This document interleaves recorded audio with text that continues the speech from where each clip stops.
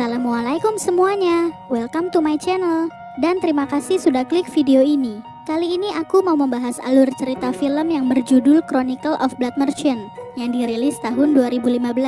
Film ini dibintangi oleh Ha Ji Won, Ha Jung Woo, Nam Darem, dan bintang terkenal Korea lainnya. Film ini sangat menginspirasi karena bercerita tentang perjuangan seorang ayah demi anak yang ternyata bukan darah dagingnya. Sebelum itu, kalau kalian suka sama channelku jangan lupa subscribe ya. Oke, kita langsung masuk ke alur ceritanya. Di awal cerita kita diperkenalkan seorang pria bernama Sam Gwon yang sedang membantu pamannya memanen semangka. Tak lama muncul seorang Ajuma alias Bibi bersama dengan anaknya. Si Bibi bilang bahwa dia hanya akan menjodohkan anaknya dengan seorang pria yang pernah mendonorkan darah. Sepeninggal si Bibi dan anaknya, Sam Gwon pun bertanya pada si paman, apa hubungannya mendonorkan darah dengan menikah? Si paman pun menjawab, jika pria yang pernah mendonorkan darah, dia adalah pria yang sehat. Dan sudah pasti hal itu menjadi nilai plus bagi si laki-laki. Saat itu Korea Selatan sedang mengalami pasca perang pada tahun 1953. Sam Gwon yang berasal dari keluarga menengah ke bawah harus berjuang dengan kerja serabutan. Saat istirahat, Sam Gwon diledek sama teman-temannya bahwa sudah saatnya dia mencari seorang istri. Tiba-tiba muncul seorang wanita bernama Bun Bang. Tak lama setelah itu muncul wanita lain. Para pria di sana sontak terkagum-kagum dengan kecantikan Okran. Ketika teman-temannya berkerumun untuk membeli berondong jagung Okran, hanya Sam Gwon yang tidak ikut karena dia tidak memiliki uang. Okran yang melihatnya pun langsung memberikan berondong jagungnya secara gratis. Karena hal itu, Sam Gwon menjadi salah tingkah. Tapi sayangnya Okran sudah memiliki pacar, yaitu seorang pria kaya bernama Soyong. Esok harinya, Sam Gwon bilang pada si paman bahwa dia ingin menikah. Tetapi karena uang tabungannya belum cukup, dia berniat untuk mendonorkan darahnya di kota. Karena dengan mendonorkan darah, dia akan mendapatkan imbalan uang yang banyak. Dan cara seperti itu ternyata juga dipakai oleh kakeknya. Sam Gwon pun pergi bersama dengan Mr. Bang dan Gun Ryong. Keduanya ini sudah hatam soal dunia perdonoran darah. Mr. Bang bilang, kita harus memiliki daya tahan tubuh yang baik jika ingin mendonorkan darah. Gun Ryong pun menjelaskan bahwa 1 liter darah mereka akan dihargai sebanyak 1000 won atau setara dengan harga daging sapi. Dan itu sama aja dengan gaji 1 bulannya Sam Gwon sebagai buruh. Normalnya, dokter mengizinkan mereka mendonorkan darah 1 kali dalam beberapa waktu. Tetapi jika mereka memberikan bingkisan untuk si dokter, kemungkinan mereka akan diizinkan mendonorkan darah berkali-kali sampai batas kemampuan tubuh mereka. Sebelum itu, Mr. Bang menyuruh mereka untuk minum air sebanyak-banyaknya agar tubuh mereka dipenuhi cairan, sehingga mereka bisa lebih banyak mendonorkan darah. Mr. Bang pun menyuruh Sam Gwon untuk meminum 8 gelas air sebelum mereka melanjutkan perjalanan ke kota. Sesampainya di rumah sakit, mereka semua ke toilet. Tetapi Mr. Bang melarang Sam Gwon untuk buang air kecil. Mereka ke toilet justru untuk meminum lebih banyak air. Sesampainya di ruangan dokter, Mr. Bang dan Gun Ryong langsung memberikan bingkisan mereka. Dokter pun menyetujui mereka untuk mendonorkan darah sebanyak 3 botol. Maka tergeletak pasrahlah ketiganya di ranjang, sementara darah mereka mengalir ke botol masing-masing. Selesai mendonorkan darah, ketiganya langsung cabut ke toilet. Usai dari dokter, Mr. Bang mengajak Sam Gwon untuk makan sundae, alias sosis darah.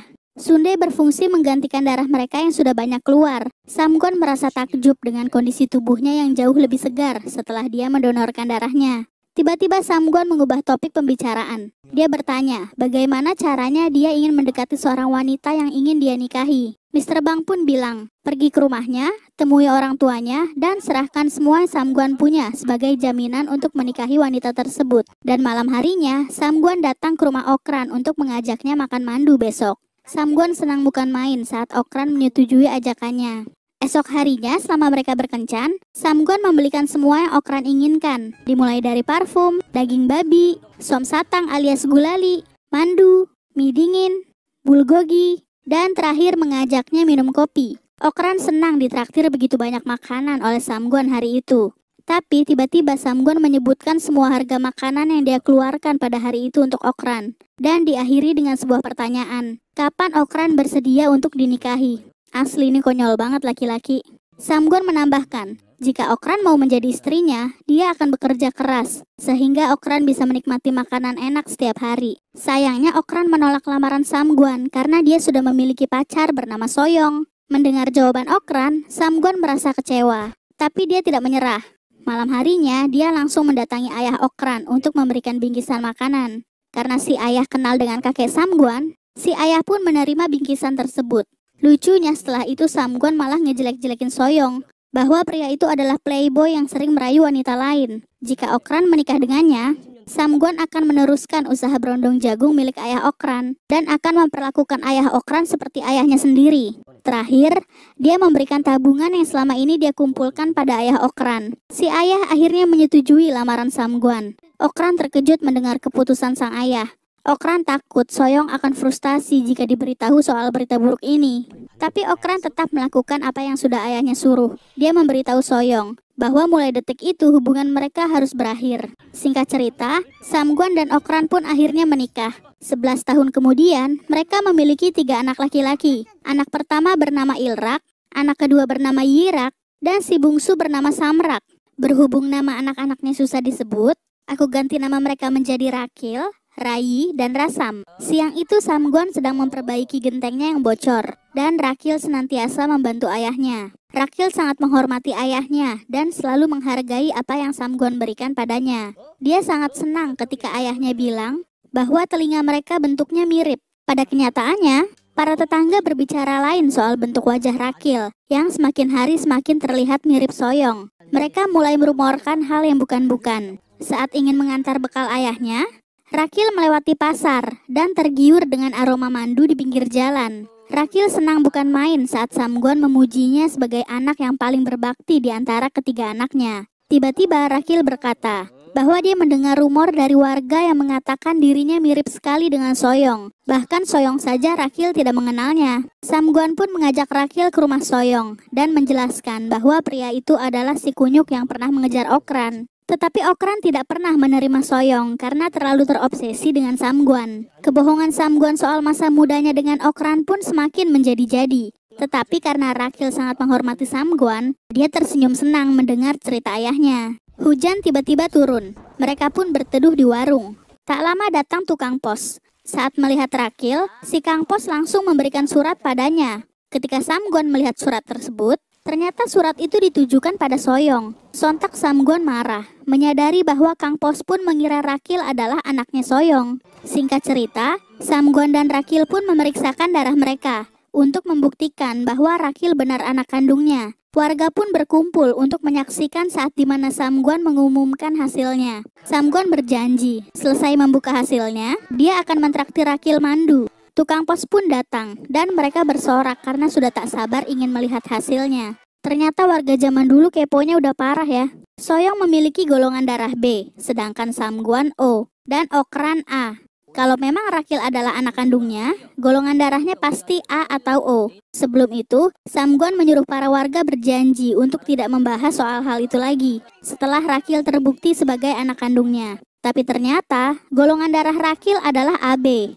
Perpaduan antara golongan darah Soyong dan Okran. Samguan pun terkejut saat mengetahui kebenaran itu. Rakil pun merasakan hal yang sama. Tanpa banyak berpikir, Samguan langsung menghampiri istrinya untuk menanyakan soal itu. Kocaknya, warga ngebuntutin Samguan untuk melihat mereka berantem. Keponya gak kaleng-kaleng cuy. Samguan kembali bertanya, apakah Okran pernah bobok bareng dengan Soyong. Akhirnya Okran mengakui bahwa sebelum dia menikah dengan Samguan dan statusnya masih menjadi kekasih Soyong, dia pernah melakukan hal itu sekali. Ketika Okran ingin menjelaskan kejadiannya secara rinci, sontak Samguan melarangnya karena tidak ingin membayangkan istrinya digituin sama orang lain. Samguan sedih dan kecewa. 11 tahun dia membesarkan hasil benih orang lain, dan itu adalah anak yang selama ini dia banggakan. Selagi Samguan ribut dengan Okran, Rakil mendatangi rumah Soyong. Saat itu Soyong pun sudah menikah dan memiliki anak kembar. Ketika Soyong dan istrinya keluar, Rakil hanya ingin memanggil Soyong sebanyak 3 kali sebelum dia pulang ke rumah. Sejak saat itu, Samguan terlihat malas-malasan dan enggan membantu Okran melakukan pekerjaan rumah tangga. Tetapi Rakil selalu sigap membantu ibunya. Esok harinya, Rasam dihajar oleh temannya sewaktu bermain. Keduanya pun pergi untuk memanggil kakak mereka masing-masing. Rasam menarik kakak keduanya untuk menghadapi mereka. Sayangnya, Rai kalah besar tubuhnya. Akhirnya mereka berdua kembali untuk memanggil Rakil, si kakak pertama. Tanpa banyak basa-basi, Rakil langsung menghajar kepalanya menggunakan batu. Karena kejadian itu, ayah si anak yang bernama Mr. Sim langsung mendatangi Samguan. Sementara Rakil, Rai, dan Rasam dihukum oleh ibunya di dalam kamar. Samguan disuruh ganti rugi untuk pengobatan biaya rumah sakit sebesar 5.000 won. Tapi dengan santai Samguan berkata bahwa anaknya hanya 2 dan anak yang baru saja berulah itu bukan anaknya, melainkan anaknya Soyong. Akhirnya Mr. Sim mendatangi rumah Soyong untuk meminta ganti rugi. Karena nama Rakil tidak ada di kartu keluarga, Soyong enggan mengakui bahwa bocah itu adalah anaknya. Tidak berhasil meminta ganti rugi pada Soyong, Mr. Sim akhirnya kembali mendatangi Samguan. Kali ini dia membawa gerobak untuk mengambil barang-barang berharga di rumah Samguan sebagai bentuk ganti rugi. Sesakit hati itu Samguan pada Okran, sehingga dia tidak peduli lagi. Rakil mencoba menyelamatkan barang-barang ibunya, tetapi Samguan malah menghina Rakil dengan sebutan anak haram. Mendengarnya, emosi Okran akhirnya meledak. Akhirnya Okran berdandan secantik mungkin untuk menghampiri rumah Soyong. Soyong pun kembali menolak karena merasa tidak ada sangkut pautnya. Okran kesal dan mulai menceritakan saat dimana Soyong melecehkannya. Dia menyuruh Soyong untuk sekali saja melihat dengan teliti bagaimana miripnya Rakil dengan dirinya. Tak lama istri Soyong keluar dan mereka pun berkelahi. Melihat istrinya dihajar, Soyong pun mendorong Okran sampai terjatuh. Okran pun pulang dengan sia-sia. Dia menceritakan bagaimana keluarga Soyong telah mempermalukannya di depan banyak orang. Akhirnya Samguan pergi ke kota untuk kembali mendonorkan darahnya. Usai mendonorkan darah, dia bertemu dengan Bunbang, gadis cantik yang dulunya menjual minuman keliling. Tampilannya kini jauh berbeda dengan dulu. Samguan pun mengajaknya makan sundae dan mengantar Bunbang pulang. Sepulangnya dari rumah Bunbang, Samguan bertemu dengan Rakil. Ternyata anak itu seharian mengikutinya. Samguan pun bilang, jika saat dimana mereka hanya berdua saja, Rakil harus memanggil dia Ajeshi, alias paman. Rakil bingung mendengarnya. Tetapi karena itu keputusan Samguan, Rakil pun tidak berani membantah. Uang yang Samguan dapatkan dari hasil donor darah, akhirnya dia berikan ke Mr. Sim untuk menebus barang-barang milik keluarganya kembali. Okran pun terkejut saat melihat barang-barangnya sudah berada di rumahnya. Tak lama suami Bunbang yang bernama Mr. An datang memaki Samguan. Dia menuduh Samguan telah memperkosa istrinya di rumahnya sendiri. Okran terkejut mendengarnya, tetapi Samguan langsung menjelaskan apa yang sebenarnya terjadi. Tak lama kemudian muncul Rakil untuk membantu Samguan mengklarifikasi keadaan yang sebenarnya. Rakil bilang, Mr. An pasti mabuk karena seluruh tubuhnya bau alkohol. Mr. An pun kembali pulang dengan rasa malu. Malam harinya, anak-anak mengeluh kelaparan. Untuk menghibur anaknya, Samguan mulai berdongeng tentang cara memasak makanan yang mereka sukai. Dimulai dari Rasam yang meminta dimasakkan mandu isi daging sapi. Rai pun menginginkan mandu daging sapi yang sangat besar. Ketika Rakil mengucapkan hal yang sama, Samguan menyuruhnya diam karena bukan gilirannya. Okran yang tidak menyukai sikap pilih kasih Samguan akhirnya mencoba membesarkan hati Rakil. Okran menginginkan ikan mas kukus dan mulai membayangkannya. Mendengar permintaan istri dan anak-anaknya, esoknya Samguan kembali ke kota untuk mendonorkan darahnya. Tak disangka dia bertemu dengan Gonryong sedang duduk di depan rumah sakit dengan wajah pucat. Kayaknya dia kebanyakan donor darah deh.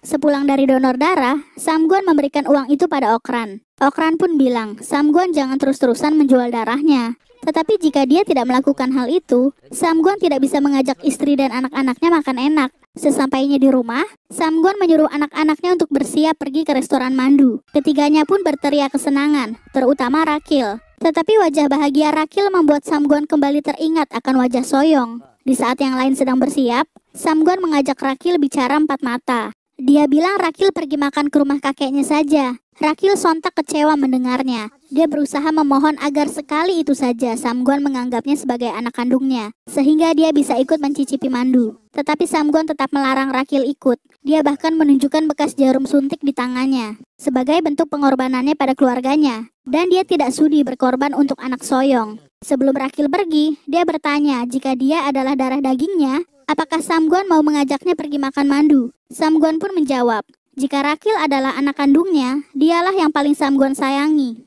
Hanya mendengar itu, membuat hati Rakil terhibur. Tak lama muncul Okran. Rakil pun bilang dia akan pergi ke rumah kakek untuk makan goguma alias ubi jalar. Okran tahu, wajah senang Rakil itu hanya dibuat-buat. Dia tahu betapa sedih hati Rakil ketika disisihkan seperti itu oleh Samguan. Saat di rumah kakek, Rakil masih merasa lapar walaupun dia sudah makan goguma. Saat pulang, Rakil membayangkan bulan seperti mandu daging sapi. Rakil yang sangat menginginkan mandu akhirnya mendatangi restoran yang sudah tutup. Keluarganya sudah pulang sejak tadi siang. Akhirnya Rakil mendatangi rumah Soyong. Dia bilang, jika Soyong membelikannya mandu, dia berjanji tidak akan memanggil Soyong dengan sebutan ayah lagi. Tetapi Soyong tidak peduli dan mengabaikan Rakil sendirian di depan rumahnya. Ternyata Okran tidak ikut makan mandu siang tadi. Yang pergi ke restoran siang itu hanya Samguan dan kedua anaknya.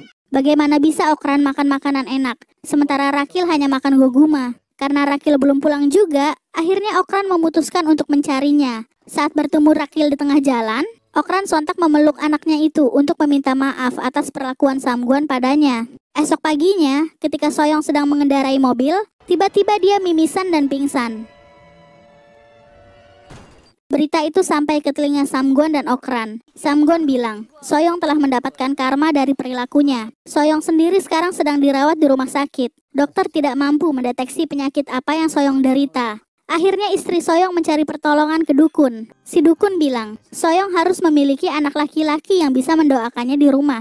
Dengan begitu, arwah Soyong yang sekarang entah kemana bisa kembali ke raganya.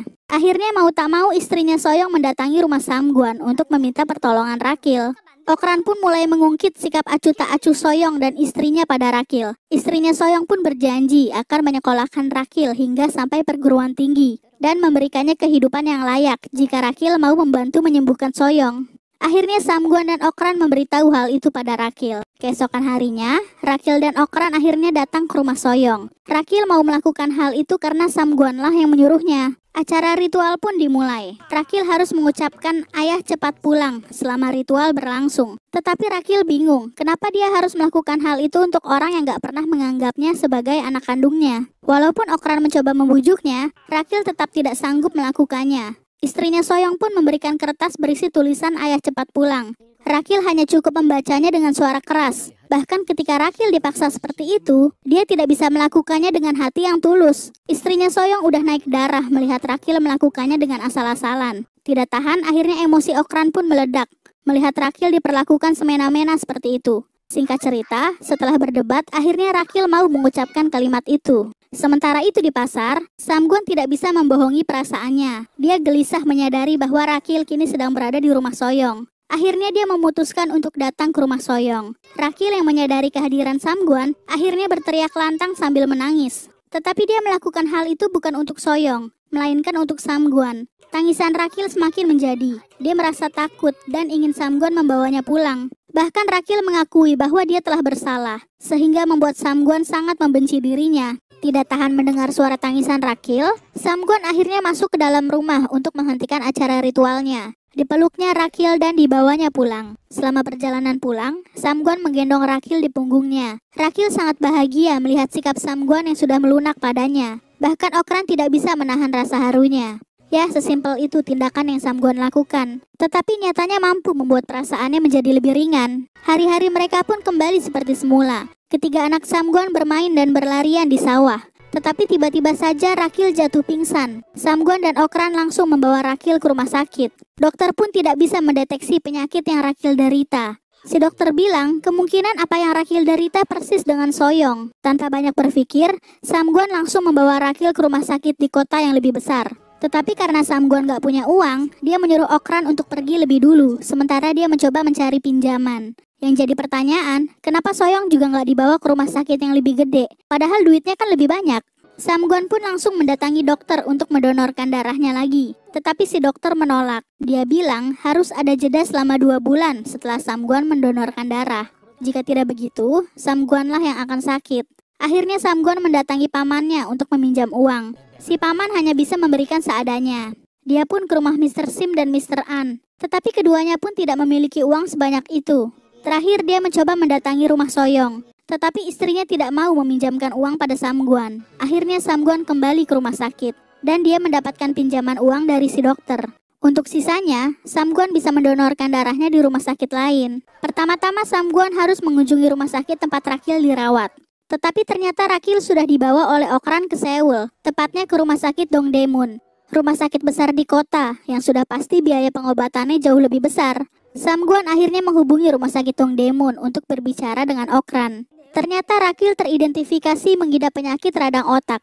Samguan pun berjanji akan membawa uang yang banyak untuk biaya pengobatan Rakil sampai sembuh. Maka dimulailah perjuangan Samguan mencari uang dengan cara mendonorkan darahnya di beberapa rumah sakit. Dimulai dari rumah sakit yang dia kunjungi saat itu, lalu berpindah ke rumah sakit lain. Samgon meminum banyak air, sehingga dia bisa mendonorkan lebih banyak darah. Sudah 5 rumah sakit Samgon datangi. Tangannya pun sudah dipenuhi memar, bekas tusukan jarum suntik. Tetapi uang yang dia miliki masih belum cukup. Wajah Samgon sudah sangat pucat, dan dia mencoba membalikan tubuhnya, sehingga darah bisa mengalir ke otak dan membuat wajahnya tidak pucat lagi. Karena jika wajahnya tetap seperti itu, dia tidak akan diizinkan untuk mendonorkan darahnya lagi. Singkat cerita, Samgon lolos pemeriksaan dan bisa mendonorkan darahnya lagi.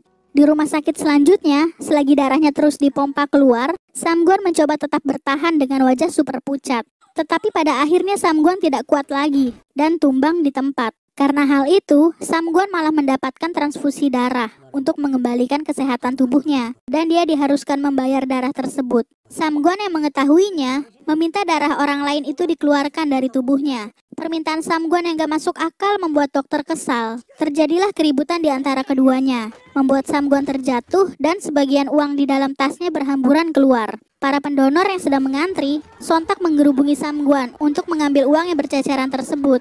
Sekuat tenaga Samgon mencoba melindungi uangnya. Singkat cerita, Samgon sudah tiba di Seoul, tepatnya di rumah sakit Dongdaemun. Di dalam rumah sakit, Samgon berteriak mencoba mencari Rakil, tetapi dia malah diusir karena membuat gaduh. Di satu sisi Rakil terbangun karena mendengar suara Samgon. Dari jendela kamar, dia melihat keluar dan mendapati Samgon di pinggir jalan. Rakil langsung pergi keluar untuk mencari Samgon. Dengan nafas terengah-engah, akhirnya Rakil melihat Samgon sedang terduduk lemas di pinggir jalan. Rakil pun memanggilnya berkali-kali. Samgon pun menghampiri Rakil sambil berkata, "Aku mau ke tempat di mana putraku berada." "Rakil, maaf, ayah datang terlambat." Akhirnya Samgon mengakui Rakil sebagai anaknya. Setibanya, Samgon pun langsung memeluk Rakil. Samgon menunjukkan uang yang berhasil dia kumpulkan untuk menyembuhkan anaknya itu. Setelah Rakil sembuh, Samgon berjanji akan membawa Rakil ke restoran mandu. Rakil bilang dia sudah diobati dengan baik oleh dokter, dan semua biaya pengobatan sudah dibayarkan oleh Okran yang telah menjual ginjalnya ke pihak rumah sakit. Okran harus melakukan hal itu agar Rakil cepat mendapatkan pengobatan. Samgon pun meminta maaf pada Okran atas semua ucapan menyakitkan yang pernah dia berikan pada istrinya. Tidak lupa, dia pun memeluk Rakil. Pengorbanan Samgon yang udah berkali-kali donor darah gak sia-sia kok guys. Dengan uang yang tersisa, dia bisa membawa keluarganya untuk menikmati makanan enak. Mereka makan mandu daging sapi dan ikan mas kukus kesukaan Okran. Dan cerita pun selesai.